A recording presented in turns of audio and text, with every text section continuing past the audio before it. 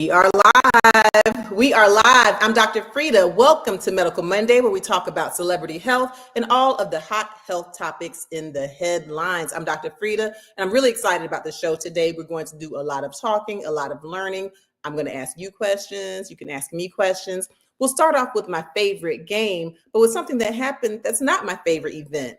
Judge Frank Caprio, known as the world's kindest judge, has passed away with pancreatic cancer. And so we'll play the myth versus fact game so that we can learn about pancreatic cancer, the signs, the symptoms, how to spot it, what to do about it.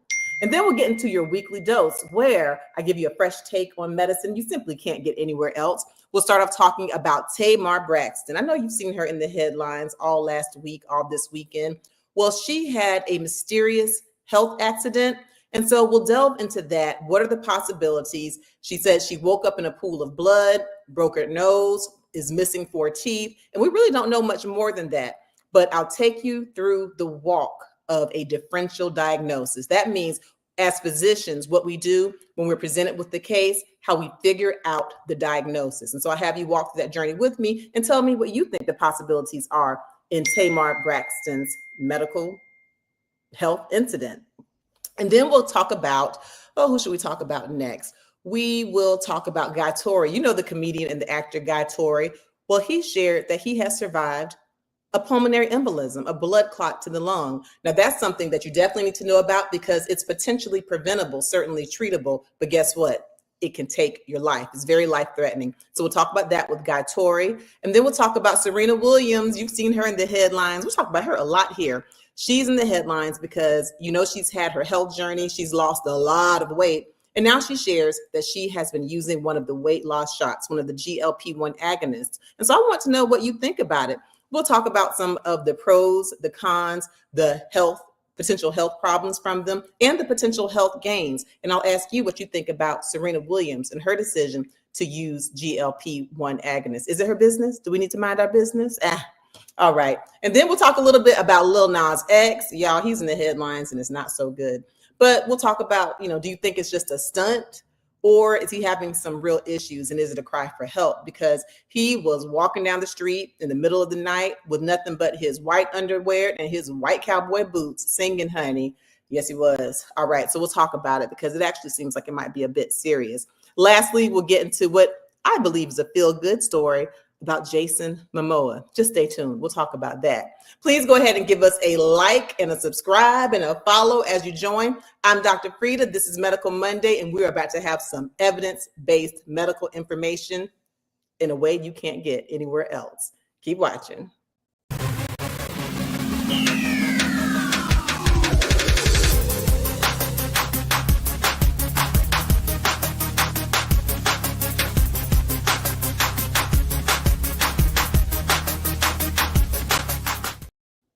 Welcome, welcome. I'm Dr. Frita. We are live. This is Medical Monday. Let's go ahead and get this show on the road. I'm not doing it alone. To my practice manager and my co-host, Shador. Please come on to the stage. How are you doing, Miss Shador? Hey, Dr. Frita, I'm good. How are you doing today? I'm kind of great. Thanks for asking. Had a good weekend. What did I do? Oh, I did a lot. Okay. So I went out and hung out at a party, a white party. Old school Saturday, I believe. Frank Ski was the DJ. And so I went with 2 of my good friends. We've been friends since we were 17 years old, and my line sisters. Hey, Regina. Hey, Tia. And when I tell you, I tried my best to dance like I was 19 years old and back down to the stateroom. Like every song made me want to get on the dance floor. However, I'm not 19. How do I know? Because my knees told me I'm not 19 the next morning. But had a really good time, basketball games and things like that. You had a good weekend, Shador? Yeah, I had a pretty good weekend. Had a little pool party for one of my younger cousins yesterday. So took the young one to that one, and they tired him out. So he went to bed early. I know you have him in swim lessons. Some of his cousins are in swim lessons. So I hope they're starting to enjoy pool parties more and more. And for someone who haven't had swim lessons for but a short period of time, he was doing butterfly strokes. My little one did not get that far in lessons, so I don't know. I don't even know. That child's so smart. It kind of scares me, but that's really good. Yeah. Let me tell you what else scares me, Shador. Some of these headlines. So I guess instead of being fearful, we'll take the fear and we'll have some empowerment, because so many possibilities are out here with different health issues. And that's what we'll get into today. We'll talk about the different health issues going on in the headlines, and we'll talk about how to be proactive so we don't have to have fear. All right, but first, who was the first person in the chat, Shador? First person in the chat today was Miss Lisa. Hi, Miss Lisa. Hey, Miss Lisa, welcome. Thank you for being the first person in the chat. Go ahead and get ready, Miss Lisa. This is an interactive situation. I'm going to ask you questions. You can ask me questions, but I'm asking you questions too. So please go ahead and hit that like button, that subscribe, that follow. Share us, please. Let people know that we're here. It helps with the algorithm. It's a free way to support the channel, because I'm telling you, you're about to get some good information that I want you to share so that you can help to increase the quality of life and length of life in not just yourself, but your loved ones as well. So let's go ahead and get started with my favorite game, myth versus fact. So some sad news. We had Judge Frank Caprio, who passed away with pancreatic cancer. And you may know about him. He did a reality show in Providence, and he was known for being just a very kind, very sympathetic judge. And I know one of my favorite scenes, there was a very elderly man. He was at least in his 80s. He might have been in his 90s. And he was in court. I don't know if it was a traffic violation, but something that was, a non-violent, non-heavy crime. But as it turns out, this very, very elderly man takes his son to the doctor every 2 weeks because his son had cancer. Now, this is someone who is, was likely on the sunset of his life, but he was being the full-time caretaker for his son who had cancer. And so when Judge Frank Caprio saw that he, takes care of his son, and the man got tearful also, who was talking about his sick son, Judge Frank Caprio said, you know what?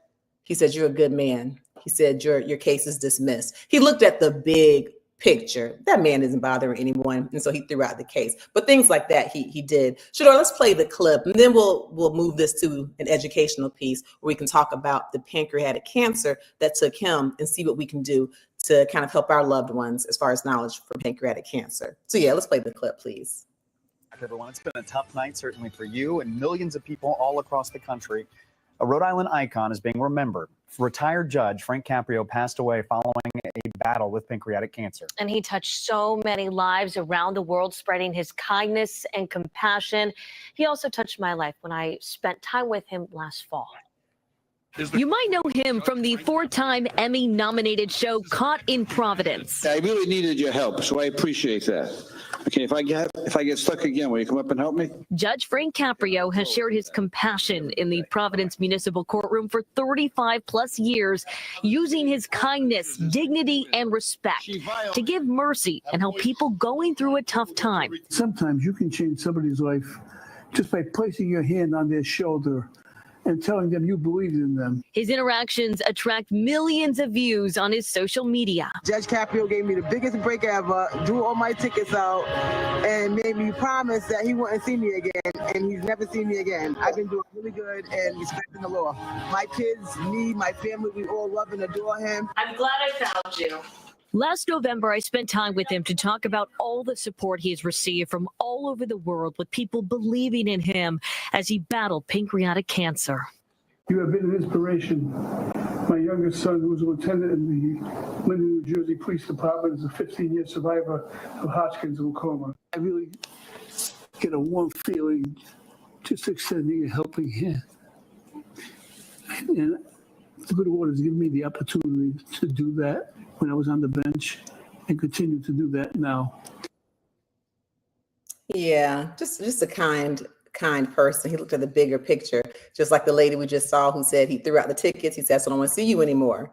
And don't you know that's so much more impactful than her having to pay money and stretch and things. But it's just nice to have kind people.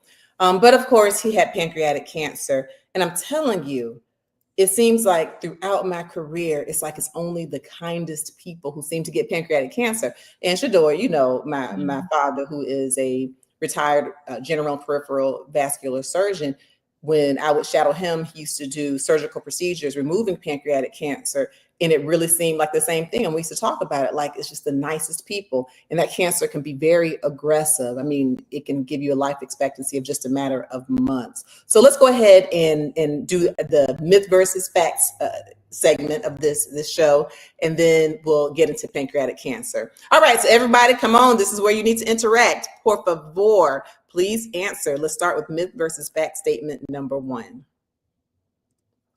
That statement is: a sudden new diagnosis of diabetes in an older adult can be early warning sign of pancreatic cancer. Put an M1 if that's a myth. Put an F1 if that's a fact. Could pancreatic cancer have anything to do with diabetes?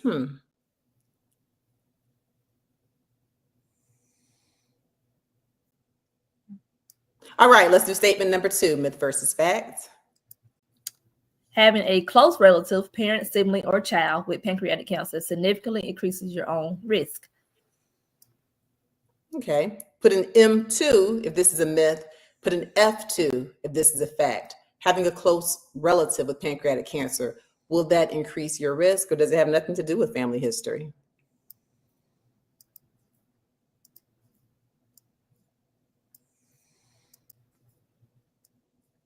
All right, let's do one more. Myth versus fact statement number 3, please. A patient's positive attitude, like Judge Caprio's famous compassion, can have a real impact on their quality of life during cancer treatment. Okay, an M3 if that's a myth, an F3 if that's a fact, Jack.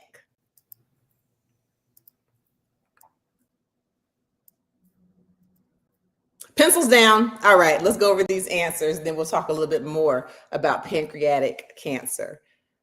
All right, do we have any participants today, Shador? Yeah, quite a few participants, Dr. Frita. Come on in. Mixed bag.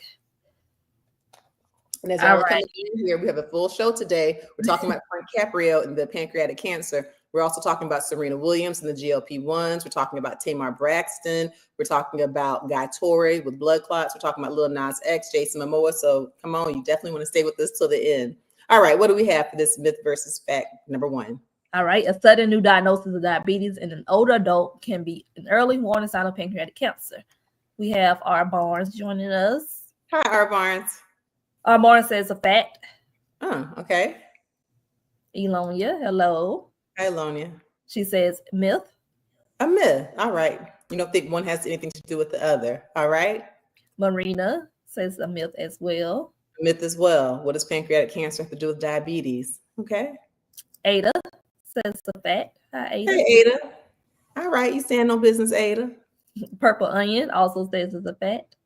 All right. Y'all, I don't know. Purple Onion usually knows what's going on. Hi, Purple Onion.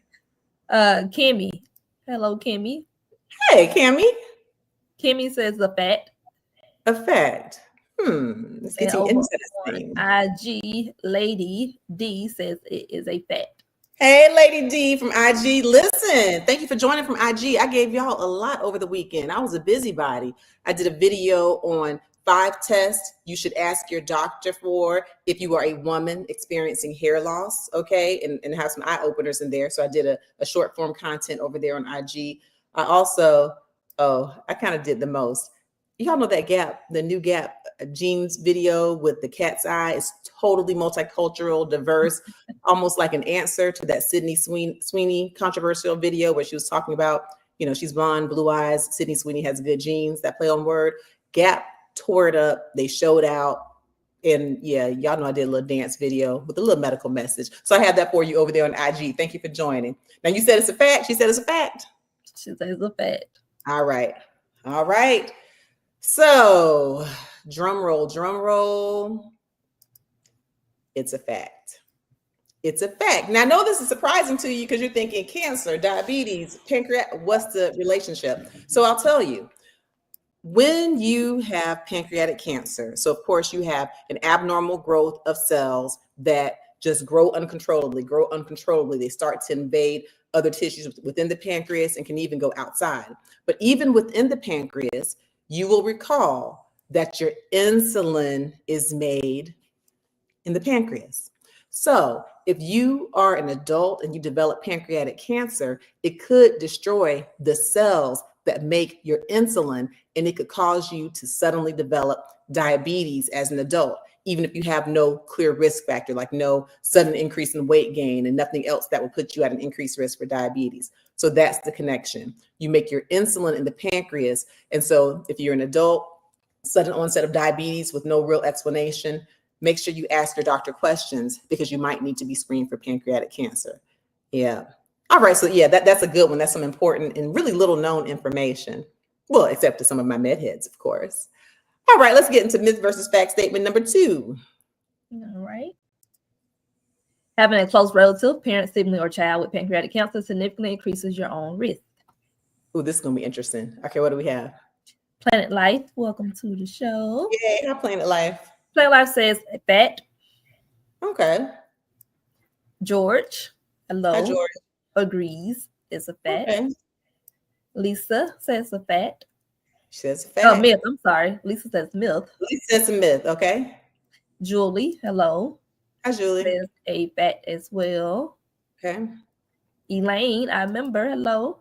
Hi, thank you for being a member. Listen, we have our members only live Q&A immediately following today's show, where we're not talking about hot health topics, but this is your chance to ask me questions about your own personal medical information, things that you've seen that you're just curious about, questions about your family members. This is your time for the full session where you can ask questions back and forth. We'll drop a link. You can come to the stage.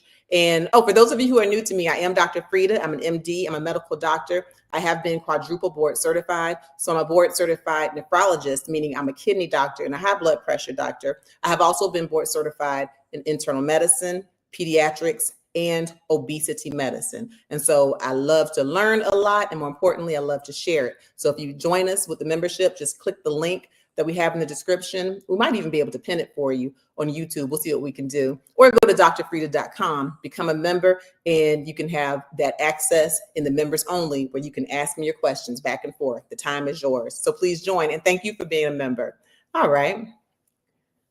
All right. She says myth. A myth. Okay. And from Facebook today, Augustus. Hey, thank you for joining us on Facebook. Augustus says myth. All right. Okay. So this one is a tricky one. So having a close family member with pancreatic cancer increases your risk for pancreatic cancer. Now, when we talk about most diseases, then it's clear to us that, they're genetic, they're familial. But with pancreatic cancer, most of the times people with pancreatic cancer have no family history, right? It's just like a sporadic mutation. Okay. That's most of the times. But this is actually a fact. It's a fact because even though most of the time pancreatic cancer is something that will happen from like a spontaneous mutation or like your own DNA will suddenly change, nothing to do with your family history, we actually know that in 10% of the cases, pancreatic cancer is familial. And so if you have a first degree relative, like a brother, sister, parent, child, that increases your risk. And if you have 2 or more first degree relatives with pancreatic cancer, it is recommended that you consult with your doctor on potential screening tests for pancreatic cancer, be it blood work, an ultrasound of the pancreas. So yeah, that one's a tricky one. Yeah, most of the times has nothing to do with family history, but in 10% of the cases it does. And so I say that to say, if you do find out that you have a close family member with pancreatic cancer, it can increase your risk. So consult with your doctor. That's a tricky one. Yes. All right. Is that it for myth versus facts? No, we have one more statement. One more. A patient's positive attitude, like Judge Caprio's famous compassion, can have a real impact on their quality of life during cancer treatment. What do y'all say to this one? Am I just being mushy and gooey? What is this? What we got? Mushy and gooey. T. Chosen. Hello. Hi, T. Chosen. Welcome back. T. Chosen says fact. All right, T. Chosen one. So you believe in all this positive vibes and positive energy? I should know, T. Chosen one. All right, what else? Our member, Ms. Andrea, says a fact. Hey there, thank you for being a member. Good to see you again. You think it's a fact. Okay, so y'all believe in the mind, body, soul connection. Ooh-wee. Celie, hello, says a fact. All right, hey there, Celie. Capo says a fact. Oh, shoot. I'm surprised. I thought we were going to get more of a mixed bag on this one. Okay. Madeline says a fact as well. Get out of here, Madeline. Welcome. Yeah. Very good. Well, it is a fact. And we actually have studies to support. Now, I will say this. We don't have any evidence to say that having a positive attitude will cure cancer. However, having a positive attitude, like Judge Frank Caprio, will certainly make your journey through the process more positive. Okay. And so more positive, more helpful, will give you a better quality of life as you're dealing with this potentially life or death situation. Yeah. Mind, body, soul, all connected. Very good. Very good. So let's talk a little bit more about pancreatic cancer before we move. So Shador, if you could put that image up of the pancreas. All right.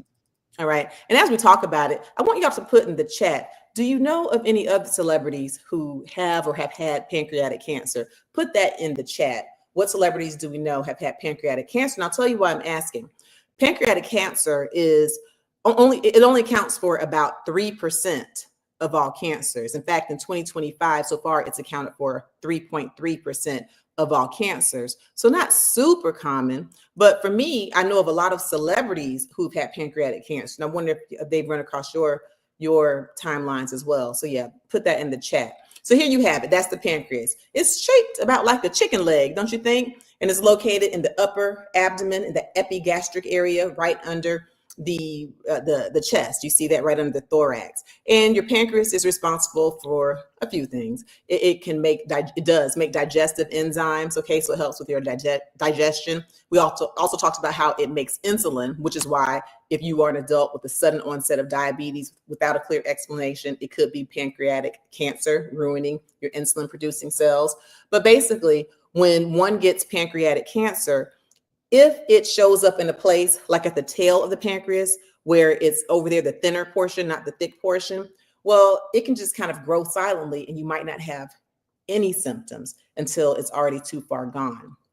But if it shows up in the head of the pancreas, in that thicker portion, then it could cause some blockage to your bile. It can cause some intestinal blockage, and it can give you symptoms like jaundice or yellow eyes.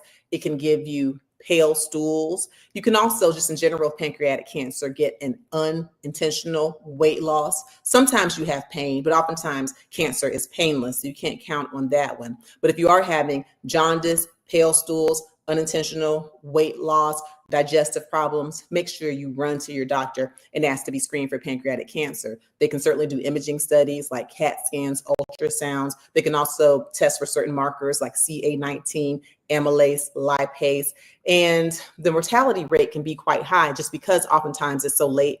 You have a late time in picking it up, and we don't have any just general recommended screening for pancreatic cancer. In other words, if you're not having any symptoms or a strong family history, it's not something that we screen for. So just make sure that you're aware of the symptoms, pay attention to your body.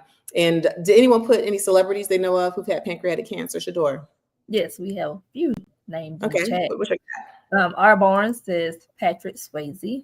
Yes, from Dirty Dancing and Ghost. And he was pretty young when he passed away. He had pancreatic cancer, yeah. George, newest member. Hey, welcome. Listen, I did a members only video. When did I do that? Pretty recently. It was over the weekend. It might have been Thursday. Anyway, I did a pretty recent members only video. But come on, make sure you join us right after this for our members only Q&A. George says Aretha Franklin. Absolutely. Aretha Franklin passed away with pancreatic cancer. Yes. Mm-hmm. And T. Chosen chimed in with Alex Trebek. Alex Trebek from Jeopardy. Yes, T. Chosen one. He did pass away with pancreatic cancer. You see, like it's rare, but it seems like we know of a lot of people who've had it, right? Mm-hmm. Anyone else? No. Yeah, some other people. Steve Jobs has had pancreatic cancer as well. Who else has had pancreatic cancer? Those are the main names that I was thinking of as well. But it's Donna Reed. Did y'all ever have Nick at Night and watch Donna Reed? I did. Anyway, she had pancreatic cancer. Joan Crawford had pancreatic cancer as well. I know I'm doing some reach backs in the past, some blasts from the past. But yeah, so just make sure you're aware of the signs and the symptoms. There are different risk factors. Having chronic pancreatitis, smoking in combination with diabetes can be a risk factor, living with obesity. But again, a lot of times it's spontaneous, but in 10% of the cases, it can be familial. All right. Thank you. Thank you. Y'all, that was good participation. Please go ahead and give us a like. Come on now, hit that like button, share, let people know that we're here, subscribe. And yes, for those of you who are new to YouTube, so for this Dr. Frita YouTube channel, we are now up to over 886,000 subscribers. We're marching toward 900,000 and trying to get to 1 million. Gracias y por favor. So make sure you hit that subscribe button and the like button. Follow us on all social media platforms. All right, let's get into our weekly dose, Shador, where I give a fresh take on the health in the headlines you simply can't get anywhere else. Let's talk about Tamar Braxton. Unless you have been somewhere hiding and on a social media cleanse, then you have heard about Tamar Braxton. We know her. Initially, we met her as Toni Braxton's little sister, but of course, now she is a powerhouse and a celebrity on her own right. Now, y'all can say what you want about Tamar Braxton.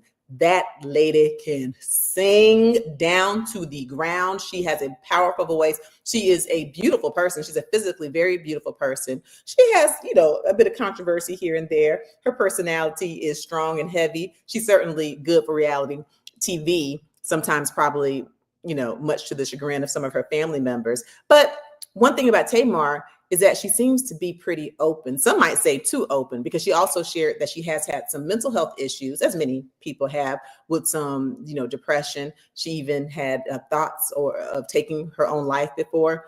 And so she might be someone who does not need to share, but she has shared. And so take a listen to this clip from Kempire, who is a YouTube creator, when he talked about Tamar coming out and sharing her major health incident that she had last weekend.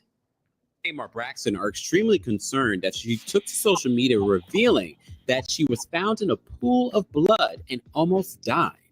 So you can pause the video to read her full Instagram story, but a couple of hours ago, Tamar took to her social media and said, "I struggled to write this, but everyone keeps calling me, and honestly, I can't even really talk anymore. I'm so weak. I almost died Sunday. I was found in a pool of blood from my friend with a face injury. As the days go by, the worse it is." Tamar continues. She says, "I fractured my nose, lost some teeth and mobility. The way I look at life now is totally different. As my health is on the mend, my mental journey begins. Pray for me." While some people are speculating as to what could have happened to her, based on the way she described it, sounds like she might have had a passed out or a seizure. Who knows? Either way, let's pray for Tamar.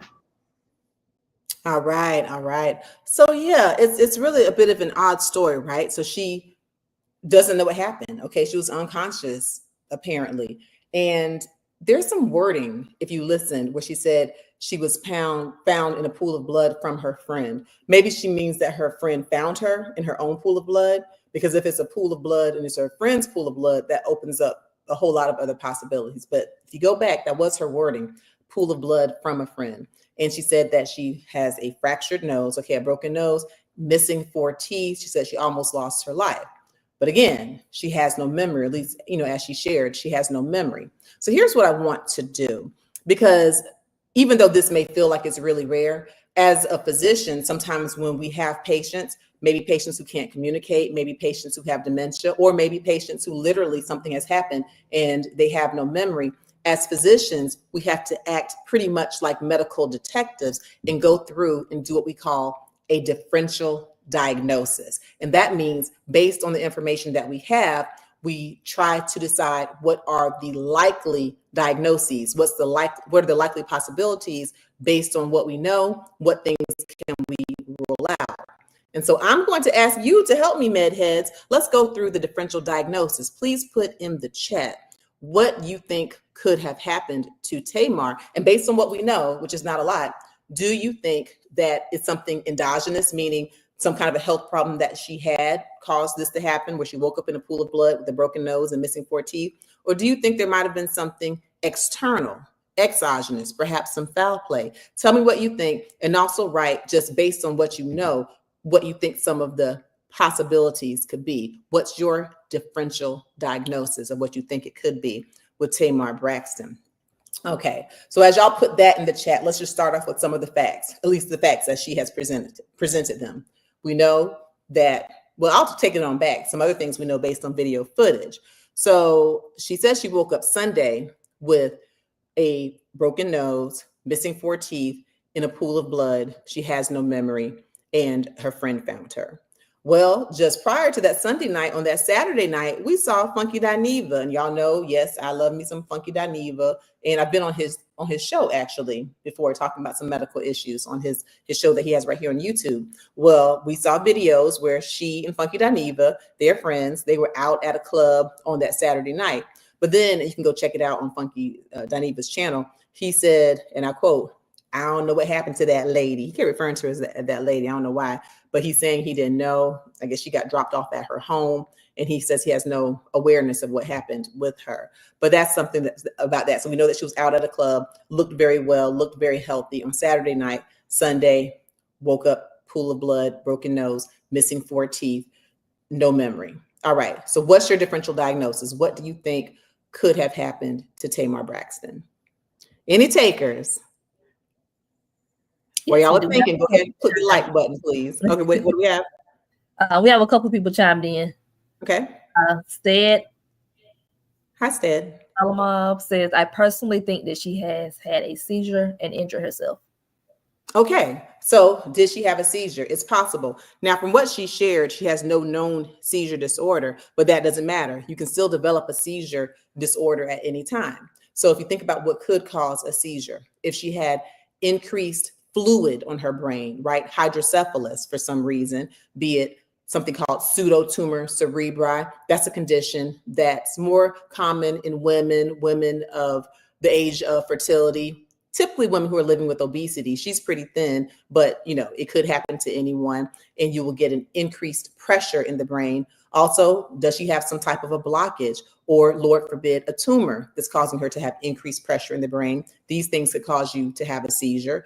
Did her blood pressure go up really high? I don't know if she has high blood pressure, but did she have a high fever? Did she get sick? Did she have a seizure for that reason? Also, could she have been I don't know. I'm not saying this on Tamar, but just a differential diagnosis. If she was out partying, if she drinks, I don't know if she drinks, but if we're drinking and something didn't mix well with her medications, that could cause her to have a seizure. If she tried an edible, if she's hanging out and tried an edible, and maybe had a high dose of THC, which we've talked about here before, could that have made her have a seizure? If she had a seizure, certainly she would lose consciousness if she had a generalized seizure, and that could make her faint, right? Have a syncopal episode, syncope, where she could faint and face plant, right? And have a broken nose, possibly missing teeth. So yeah, seizure, I agree. Very good. That's in my differential diagnosis as well. What else you got, med heads? Come on to the front of the class. Lisa. Hi, Lisa. Says, maybe a seizure or low blood sugar. That's good. Ooh, that's good, Lisa. Let me tell you. So we covered the seizure, the low blood sugar. So she's someone who's very busy, right? If you have a busy life, you're scooting around, you have this event, that event. Could she just not have eaten because she had forgotten to eat and had low blood sugar, causing her to lose consciousness? That's definitely a possibility.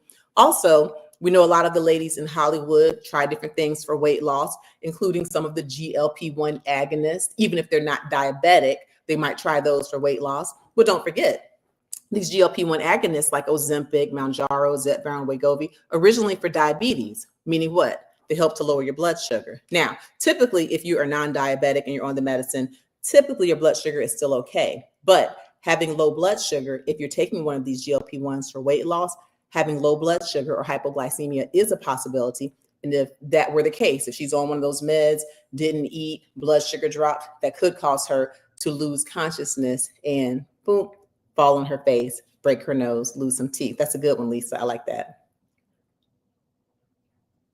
All right. Yes. Kimmy. Hi, Kimmy. Kimmy says someone may have put something in her drink and a fight broke out. Now, see that, Kimmy? Why you went there, Kimmy? Okay, so you're going toward the exogenous, and I'll tell you, that's part of my differential diagnosis. Did something happen to her externally? Okay, now that's the part. If a fight broke out and she had some head injury, right, or traumatic brain injury, then she might not remember, right? Because it does seem odd to lose your teeth and your nose and all that blood and not to remember. So that's the missing piece, right? But I agree, we have to keep that in our mind. Did someone do something to her? Child, she done took it to a fight from the club. We saw she was in the club. She looked cute too. All right, thank you. Back to the medical. Planet Life says multiple sclerosis. Multiple sclerosis. Now, to our knowledge, she doesn't have it. And we know that Tamar shares, but just because someone shares, it doesn't mean that they share everything. But someone with multiple sclerosis could have, some issues, certainly with balance, we know multiple sclerosis, multiple scars. You get scars on nerves, on your central nervous system, in your brain, spinal cord, and it can cause you to have all kinds of neurological issues, but including balance. Could she have multiple sclerosis, have a balance issue that made her fall? Now that's lower on my differential diagnosis, but certainly I would be doing an imaging of her brain. And if I saw some spots of white matter, which is one of the telltale signs, then that would make me want to investigate further and do a spinal tap, meaning going in the spinal column to get that spinal fluid that bathes your spinal cord. I would want to test that to see, does she have it? But first I would need some more, either a history from her of having blurry vision, bladder incontinence, falls, things like that. I would need that from her history. And then I would probably need something else to go with it as far as like something in her brain imaging, but very good. But a neurological condition like MS is in your differential diagnosis. All right. Ooh, I like this. All right. Jeanette, hello. Hi, Jeanette. Jeanette says car accident, intoxication, and trauma by fall, lose 4 teeth, maybe mixing meds with EDOH. Okay, so yeah, that's one of the things. Now, a car accident, I think that she couldn't hide that. So that's not on the top of mind unless there's a big scandal. And we know that you can't have big scandals. That mixing meds and alcohol, again, I don't know what meds she's on, if any. I don't know if she drinks alcohol, but meds mixed with alcohols can definitely make you have an altered consciousness where you could pass out. Real good. All right. And Limitless Sky shared. Hi, Limitless. Rumors online are saying it could have been a domestic assault. So again, the external, did someone do that to her? Is she protecting someone? Who is her friend? That is definitely a part of my differential diagnosis as well. That's definitely a part of the differential diagnosis. We don't know, but you can't rule it out, right? And certainly if someone is going, punching you, hitting you, pushing you, you could have a broken nose and missing teeth. Again, we don't know, but as we go through and think about this from a medical logical perspective, you have to think about assault and potentially domestic, because if it's someone you care about, you're more likely to protect them, right? And just give half information. Those are good. Very good. Is that about the bulk of it? Yeah, that's about the bulk of it. Paris chimed in. She says, I'm more than why she can't remember. That is more serious. Right. Well, see, so that goes into if she had some kind of a traumatic brain injury, either for someone doing it to her or from her hitting her head seriously, or if she did have some intoxication from alcohol, edibles, other substances. We know the list of substances you can use at a party longer than my arm. Again, I don't know these things about Tamar. I don't know if she has any kind of, substances that she uses for party drugs, but if so, that could easily explain the amnesia. Right? It could easily explain her not remembering, but we'll stay tuned. Make sure you check out, I have some short form content. I have it here on I have it here on YouTube, also IG, Facebook, TikTok, LinkedIn, where I go through a really detailed differential diagnosis on the things that I think could have happened. There's one thing that I do want to share before we move to the next story that is a very strong possibility in my mind, and that is blood clot or a seizure or even a stroke. Okay, you're thinking, okay, she's young, she's in her 40s, she looks really healthy. But remember, according to the CDC, the number of adults in their 40s and younger who have developed strokes in recent years has increased. So being young does not mean you can't get a stroke. Also, you will recall, Shador, if you could pull up the image of Tamar here. Yeah. So here she was in Dancing with the Stars. Y'all remember that back in 2015, Tamar Braxton was in Dancing with the Stars, but she had to withdraw. Why? Because she had blood clots in her lungs. She had pulmonary emboli. Okay. So part of my differential diagnosis, hey, something that's happened in the past can happen again. If she had a blood clot that went to her lung, even caused her to be without oxygen, that could have made her pass out, fall on her face, wake up in a pool of blood. Also, if she had a history of blood clots, she could also, that increased her possibilities of having a blood clot in the brain and having a stroke, an ischemic stroke, right? She could have had a blood clot that was in her brain and blocked one of the arteries, and certainly having a stroke could make you lose consciousness. Okay, so that's something else that's also very much on my differential diagnosis, just based on her history. And remember, when we have patients who come in to see us, they give us a full history. We take a physical, and your doctors ask you these questions about your history, not just to be nosy, although some of us are nosy, but we also ask because it helps to build a story and help us to know of things that happened in the past that could also potentially be happening currently. And so for her, she already had blood clots before. That's on my differential diagnosis. All right, make sure you check out my short form content and stay tuned, because we'll certainly update you right here on the Dr. Frita Show with Medical Monday, where we're talking all celebrity health and the hot health topics in the headlines. All right, y'all, go ahead and make sure you give us a like. Oh, and you can check out my videos. I have videos here on blood clots right here on my YouTube channel. Check those out as well, please. All right, let's move on to our next story, and it's with Guy Torry. And so, you know, Guy Torry, he was really popular like in the 90s for sure. And he still works. I've seen him, you know, somewhat recently. It might have been pre-COVID, but, you know, I've seen him. He still works as a comedian, and he crossed over and was able to do acting. Okay. And he's largely a comedic actor, but also a serious actor. And he's been in things like Poetic Justice, I believe Juice. Well, Guy Torry shared that he actually had a blood clot in his lungs. Speaking of pulmonary emboli. So let's play that clip, please, Shador.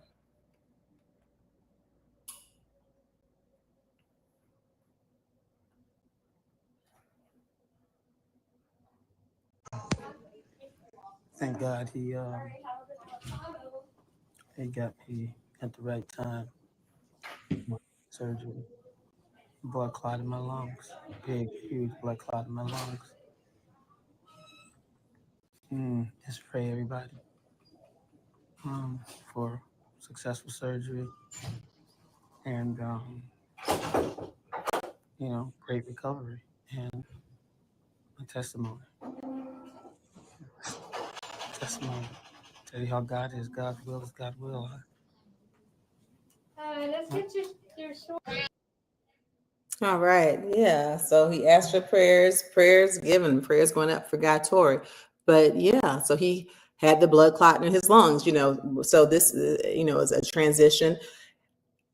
So most blood clots in the lungs originate from deep veins in the legs, like maybe behind the knees in the popliteal area, or even in the groin. You can get blood clots. And the symptoms, they usually present with you having swelling in a leg, usually one leg more than the other, okay, the leg that's affected with the clot. And so if you have uneven swelling of your legs, also if you have redness or tenderness, that could be a blood clot that you have, or a deep venous thrombosis. And that's important to catch, because if it dislodges and goes into your lung, you can get a pulmonary embolus, and it can be life-threatening, okay? Life-threatening. So Shador, let's pull back up that pulmonary embolus picture that we have. And you can see here where they kind of highlight a blood clot or an embolus coming from probably the lower extremities. And you see it enters, it goes in through the right side of the heart, goes through, and when the blood is going to get oxygenated, okay, we know that the blood goes from the heart to the lungs and then back to the heart, right? We get the deoxygenated blood from the body, it goes through the heart, goes to the lung for oxygen, it goes back to the heart to get pumped out. Well, if it's a big old clot, then it's not necessarily going through if you have a big clot, it's not necessarily going through those lung vessels the way that it should, and it might get stuck. And if it gets stuck, then you're not going to be able to perfuse or give the proper oxygen to your lung tissues, and you can get a pulmonary infarct, meaning a portion of your lung dies, or even worse, you might have such low oxygen that you can have a very serious issue, or hypoxia, low oxygen. We saw he had the oxygen on his nose, the nasal cannulas. It can also cause you not to be alive, especially if in that path that you see here with the blood clot, if it gets stuck. Okay, so if that clot gets stuck in the big vessels on its way to the lungs, it can totally block your blood flow, cause you to have a heart that stops and make you pass away. Okay, so it's very serious. And yes, I've had patients who pass away from what we call a saddle embolism. Okay, and he's talking about having surgery, which makes me think that he must have had some significance in his blood clots. So, some things that put you at risk for blood clots, certainly if you are sedentary, okay, if you're not moving your body. Also, if you're a person who's living with obesity, if you are a smoker, if you have certain genetic predispositions, like a lot of times patients with lupus might be predisposed to thick blood. And we know that, going back to Tamar, her sister, Toni Braxton, has been very open with her journey with lupus. I don't know if Tamar Braxton having lupus, but if she did have lupus or some autoimmune disorder related to lupus, that could increase her risk for having blood clots. I'm not sure of the case with Guy Torry either. At any rate, some of the symptoms to watch out for, of course, shortness of breath could mean that you're having a pulmonary embolism. Also, tachycardia or really fast heart rate, some chest pain. Okay, it could be a sign that you could be a symptom of having chest pain could be a symptom of a pulmonary embolism. So make sure, pay attention to your body, take things seriously. Don't just try to explain it away at home. If you have swelling in your legs that's uneven, or even if you're having the chest pain, shortness of breath, or just more tired than normal, things aren't right, please see your doctor. All right. So that's what's going on with Guy Torry, praying that he does better. So please, let's go ahead and get into this next story with Serena Williams.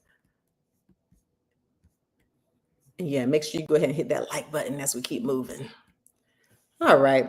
So Serena Williams, we've talked about her here for a lot of things. We talked about, people just won't let Serena Williams live, y'all. They talked about her because they said her skin got light, and so she's been accused of bleaching her skin. She denied it, but some other things that we talked about, some people do something called IV glutathione, which it can be used for cosmetics as far as like a skin brightener, being good for your complexion. But if it's used frequently, then it can actually kill your melanocytes, okay? It can kill your melanin-producing cells and cause you to have skin lightening. I don't know. Serena Williams has not said anything about that. She said that she doesn't bleach her skin. But then, they talk about her when she's heavy. She's had 2 babies now, and they're in the headlines. Oh, she's big. Oh, she's heavy. They talk about her size when she's big. Now she's lost over 30 pounds, and they're talking about her because she's skinny or, slimmer than what she was. At any rate, Serena now shares that she has been using one of the GLP-1 agonists. So we're talking about that group of medicines like Ozempic and Mounjaro. Shador, please play the clip. And here's what I want to ask y'all. Okay, this is what I want to ask you. So make sure you put in the chat. 1, what do you think about Serena Williams' choice to use the GLP-1 agonist? Is she being lazy? Is she taking the easy route out? Or is it her business and we should leave her alone? Also, I want to ask you, what do you think some of the barriers are to women losing weight? Okay. And I'll go ahead and say women and men losing weight. And then the other thing I'm going to ask is, do you think that someone like Serena Williams coming out using the GLP-1 agonist, does that help to take away the stigma off of them, or does it not matter? Okay. So 1, do you think she's being lazy, or do we need to mind our own business? 2, what are some barriers to losing weight? Now, this is going to be an interesting one because I know a lot of us have some barriers to losing weight. And then 3, do you think that she helps to take away the stigma? So be thinking about those questions, put them in there, put an SW, please, so we can know, what you're answering. And let's play this clip and then we'll get into your answers. People have been wondering about my new fitness journey and what I've been doing. And I've been really open about me being on GLP-1s. And I thought it was really important just to come out and say it. So I'm on a GLP-1 through Ro.co. And for me, it was really just about taking away that stigma of like, is it a lazy way? Is it a shortcut? Like, why would you do that? And so for me, like after having my first kid with Olympia, and then, in particular, after having the second kid, I was never able to be at a healthy weight that I could be at, whether it was my joints or blood sugar levels. It was just always something that I suffered with. And a lot of women actually go through this. And I always said that I feel like, for me personally, I feel like, after I had my kids, after I got a tad bit older, like my body was actually missing something. No matter what I did, I literally was playing professional tennis. And you can even see, like, sometimes I had this really awesome documentary a few years ago, and you can see in the documentary, my coach is telling me, you have to lose weight. You have to lose weight. I'm playing professional tennis. I'm literally training 5 hours a day, and I would always work my way to one point at the scale, and it would never go below that. And so for me, eventually when GLP-1s came out, I was like, no way, no how, that's not for me. Don't sign me up. But then, I looked at it as a sport. you know, like as an opponent, okay, like I can't beat this opponent. No matter what I do, I have to try something different. Tried something different. It didn't work. And so eventually I just, you know, I saw my friends using it. I saw a lot of people on it, and I tried it, and it actually worked. Well, a lot of people. Okay. All right. So she came out, she shared that she's using the medication. And, you know, one of my board certifications is in obesity medicine. And I'll tell you, a lot of people, you know, would comment and say, oh, it's a lazy way out, or, oh, you get a lot of side effects. And I know that there is a class action suit going on, and we can talk about that on another day. Also, if you check out my video right here, I talk about Ozempic, I talk about GLP-1s. If you just kind of go in the search bar of YouTube, Dr. Frita Ozempic, where I give you some details on how the GLP-1 agonists work, okay? But the big picture of it is that they help to decrease your appetite. They slow down how quickly your stomach moves, okay? They slow it down so that you are full for longer and you eat less. And that's, you know, the basic way. They can also not only decrease your cravings for things like fatty foods, starches, sweets. You have to be careful because they can also decrease your thirst. And so you have to be intentional with your water drinking, because a lot of people who are on GLP-1 agonists, if they're not doing it under the supervision of a physician, they can end up dehydrated, which can lead to kidney stones and even kidneys not working well. But that's very specific for if you're not drinking enough water. So be careful. If you know any loved ones who are on them, remind them to be intentional about drinking water, because their thirst might be being decreased by the GLP-1. All right, but do we have anyone who commented, Shador, on what they think about Serena Williams? Yes, we have a few people chimed in. Lisa J. Hi, Lisa J. Mind your own business. There's too much going on in life to worry about someone else. I know that's right. We have some serious, major things going on in this world. You know, certain people's freedoms being questioned, certain people not, you know, having enough money to make it through, certain people being scared that their insurance is being taken away, and all very real fears that can very quickly become reality. So you're right about that. Mind your business. But of course, on here, we take the health lines that are presented, and we use them to, you know, share information. But basically, you're saying leave her alone. You're not judging her. Let her do her. I like it. All right, I remember Ms. Rosalind. Hello, Ms. Rosalind. Thank you for being a member. It is her prerogative. It's her prerogative. Good. Okay. Plain life. It's her life. She can have her own lifestyle. Very good. Okay. All right. And y'all know that for me, I actually do prescribe the GLP-1 agonist, not just for diabetics, but I also prescribe it for weight loss. And so I do agree. I know historically, before we had more studies on people living with obesity, a lot of folks are like, just eat less, move more. Or they will even stigmatize people who are living with obesity and automatically assume that they're lazy. Well, we know now that's not the case. Not only can some people be genetically predisposed to living with obesity due to different genes that we now know are there, but also with as we get growner, and specifically women and women with certain conditions, they can have great barriers. And so I'm sure there are a lot of people, even right here in the chat, who have noticed that their bodies have changed and their ability to lose weight has changed from when they were in their 30s to being in the 40s and 50s, or bodies have changed after having a baby. She shared that she was a professional tennis player, of course, the GOAT, playing, training 5 hours a day, eating healthy, the weight wouldn't budge. Okay, anyone else? T Chosen. Hi, T Chosen one. Her business, and then speaking on other matters, time to exercise and access to healthy foods is why people would, I guess, go to GLP-1. Right. Now, and even once someone is on the GLP-1, they still have to be eating in a healthy manner, right? Still exercising. You definitely need to exercise to build your muscle mass, because being on the GLP-1 and not exercising can cause you to have a decreased muscle mass, okay? And you definitely don't want to have muscle mass that can have a lot of negative issues. So yeah, going on the GLP-1 does not mean, okay, time to sit down, nothing else I have to do. No, it's just one of the tools in your bag to help you to lose weight. You still have to continue to do the other things. Okay. Yeah. And then VE, hey. Hi, VE, welcome. Yes, let her do whatever makes her happy. All right. See, I like y'all attitude, because you know she's getting a lot of hate. In fact, she said, someone asked her, what do you say about people who think you're being lazy? She said, oh, you mean my haters? She's, I've had those my whole life. Tell them to get in line. Now that tickled me, actually. Yeah. So for someone like her who really was doing the things, exercising, and trying, and had an extra 30 pounds to lose, it clearly worked. And as long as she's doing it under a doctor's supervision, making sure that she's hydrated, making sure that she's eating enough protein, making sure that she's exercising, clearly she is, I don't see it as an issue. Obesity is a chronic medical condition, okay? Diabetes is a chronic medical condition, high blood pressure, cancer. We use all the tools that we have available to treat them. Now, if you're someone, I'll say this, because I know there was some, what I consider to be abuses of some of the GLP-1s initially.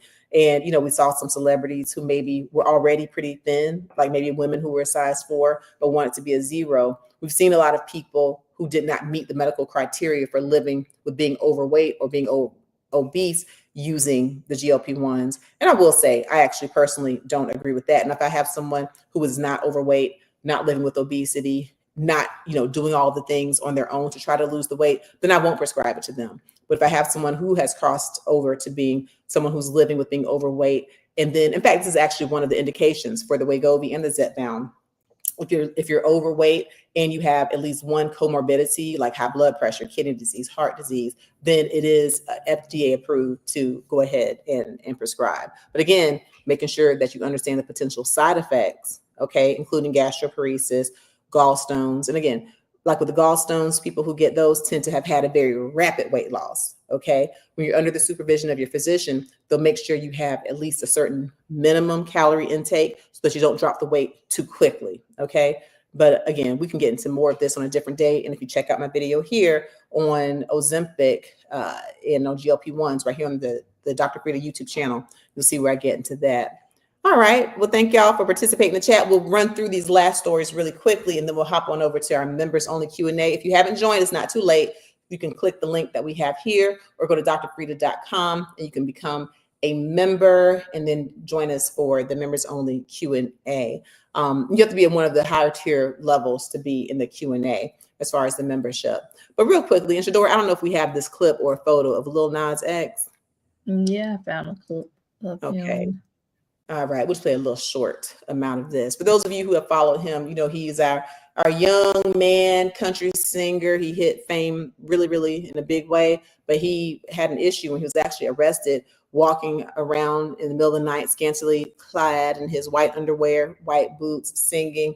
Apparently, he was of an altered mental state and reportedly got physical with an officer. They arrested him. But my question to you is, do you think that this is just a ploy or a stunt for him to be in the headlines, or do you think he's dealing with some real issues? Let's play a little bit of this if we can, Shador. It turned out to not be that because there were enough people, even at 4 a.m., who saw this going on and were concerned and called the police. We will tell you what happened when the police showed up, but here is just a little bit of what witnesses were seeing at 4 a.m. on Ventura Boulevard. Nah. Hey, don't be late to the party tonight. Where at? You know where it's at. Nah, go ahead, babe. No. Go ahead, babe. And there's a couple more times he referenced the party tonight. Don't know what he was talking about. There's another point where he got a traffic cone, put it on his head. Nothing dangerous, but certainly concerning. Okay. So yeah, just real quickly, if y'all could put, do you think that he was put X, so we know that you're talking about Nas X and we can find your comment more easily. Do you think that he's just, another publicity stunt, still trying to chase some of the fame that he's had in the heightened time of his songs? Or does he have a real problem? I will give you some background that his mother, it's known, has a substance abuse issue. She reportedly lives on the street. She's addicted to drugs. And people were giving him some flack for that for a while. But, he had stated that he, has tried to help her, has tried to put her up, but she really did not accept the help, didn't want the help. And so if someone is having a deep substance abuse, deep addiction, and it's an adult, you can't make them get off of the streets. And so I'm leaving him alone. He's a very young man.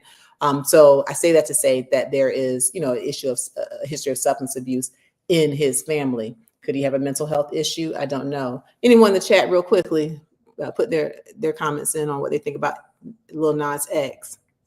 No. Okay. All right. But I'm certainly praying that he does well.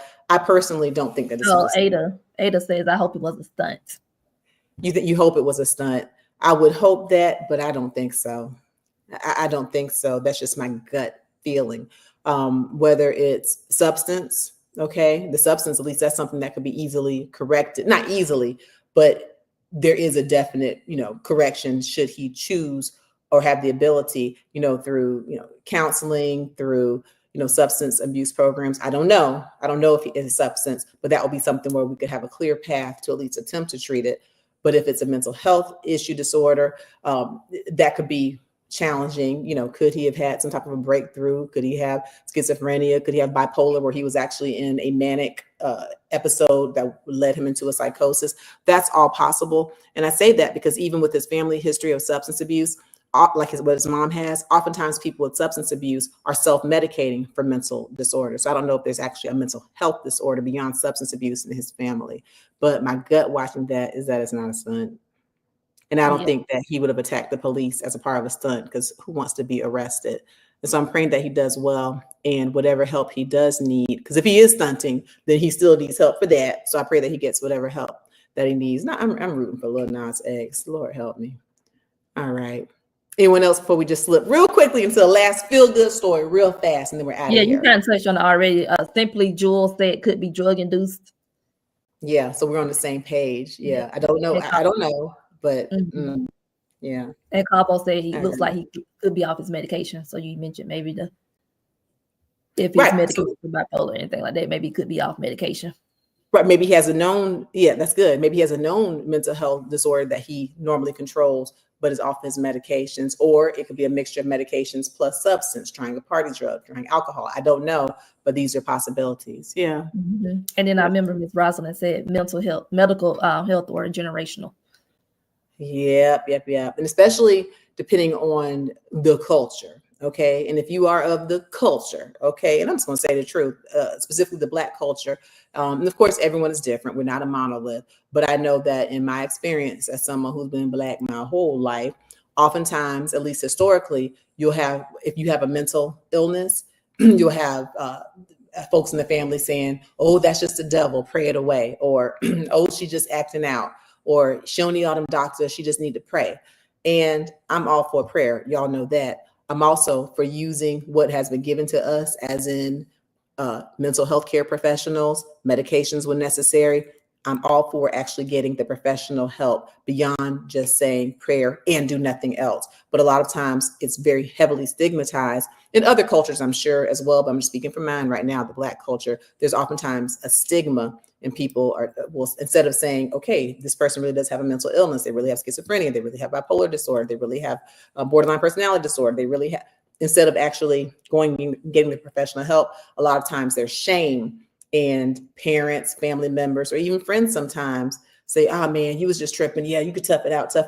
Or man, we're just gonna pray it away. And they don't go and seek the professional help. So make sure if you're having any kind of mental health issues, there is no shame. That's why I like how a lot of people now are taking the stigma off of mental health.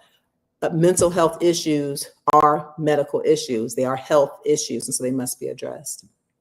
All right.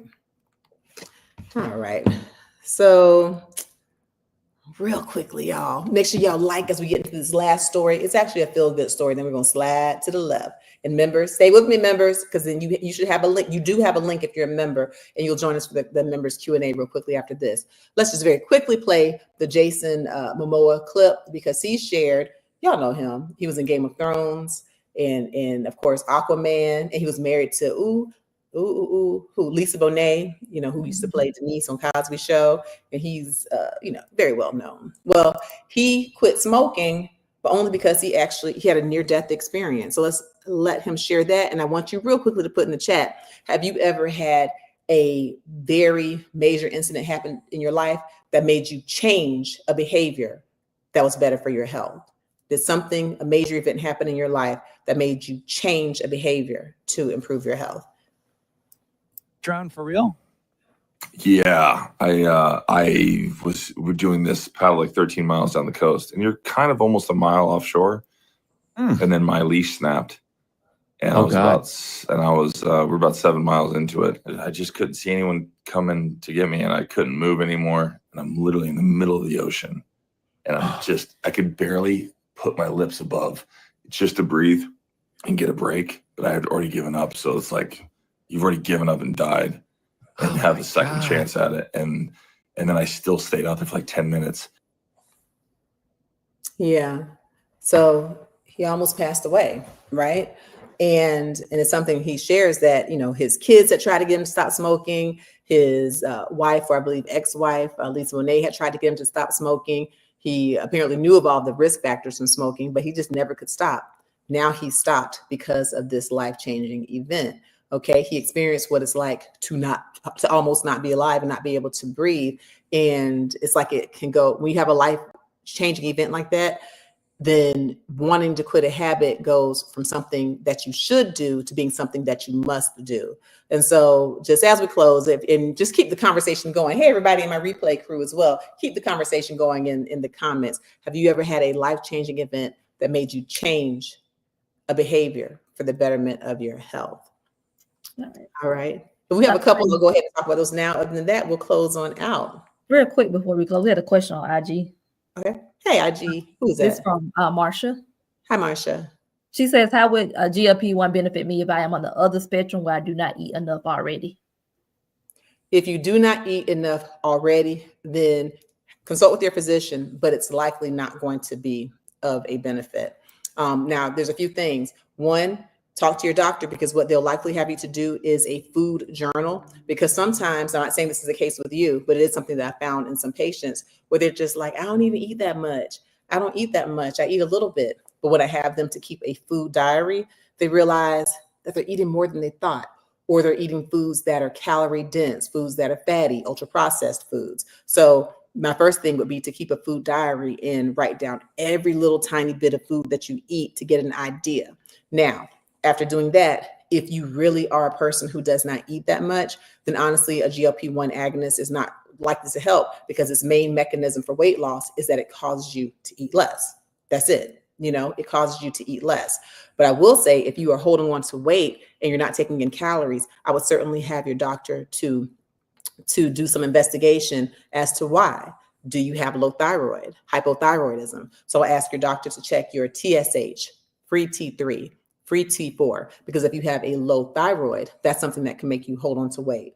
Are you, I don't know your age range, but are you perimenopausal? If so, Lord knows that can help you, hold on to weight. And so it's possible that, having some hormone replacement therapy might benefit you. Estrogen, even testosterone in some cases. Okay, get into it. Talk to your doctor about that. What is going on that's making you gain weight? Is there an issue with your kidneys? Are you not making enough urine?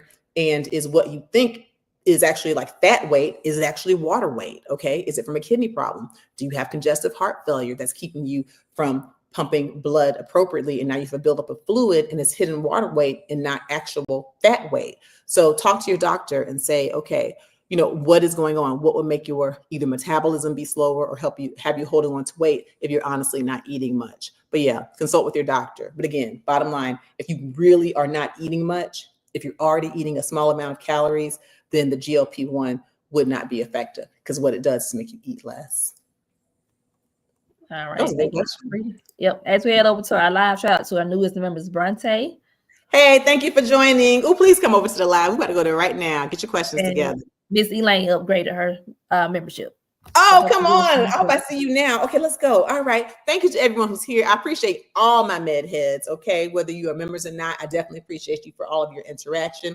Make sure that you keep the conversation going in the comments. Check us out on dr.frita.com. That's my one-stop shop. I have my favorite things there, like my favorite blood pressure cuffs for you to use, my favorite weights, my favorite different little knickknacks, my favorite juicer. I'm going to be releasing a juice video this week of another recipe I really like. Also, of course, my book, Under Pressure, A Guide to Controlling High Blood Pressure. You can get that on dr.frita.com as well. And if you enjoy this conversation, but you want to have something that's one-on-one, I do provide a telehealth concierge service where I will talk to you for the full hour, and I'll get your history and help you with your medical issues. I've had really great success with this telehealth concierge service, and I can talk to you from anywhere in the world. So thank you. Thank you to my co-host and my practice Manager Shador, I appreciate you for another wonderful job.